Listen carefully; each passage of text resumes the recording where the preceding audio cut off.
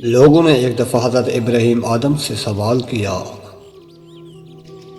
کیا وجہ ہے اللہ تعالی ہماری دعائیں قبول کیوں نہیں فرماتا؟ آپ نے فرمایا، تم خدا کو جانتے ہو مگر اس کی اطاعت نہیں کرتے، رسول صلی اللہ علیہ وسلم کو پہچانتے ہو مگر ان کی پیروی نہیں کرتے، قرآن کریم پڑھتے ہو مگر اس پر عمل نہیں کرتے، جانتے ہو جنت اطاعت کرنے والوں کے لیے ہے مگر اس کی طلب نہیں کرتے،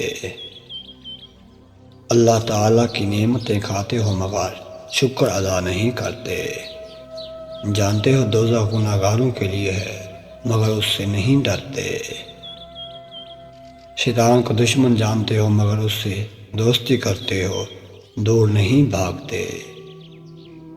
خواہشات اقارب کو اپنے ہاتھوں سے دفن کرتے ہو مگر عبرت نہیں پکڑتے، موت کو برحق جانتے ہو مگر عقابت کا کوئی سامان نہیں کرتے، موت کو برحق جانتے ہو مگر عقابت کا کوئی سامان نہیں کرتے، دوسروں کی عیب جوئی کرتے ہو مگر اپنی برائیوں کو ترک نہیں کرتے، ایسے شخص کی دعائیں کیسے قبول ہوں گی؟ چینل کو سبسکرائب کرنا مت بھولیے گا، دعاؤں میں یاد رکھیے گا، اپنا بہت سارا خیال رکھیے گا، اللہ حافظ۔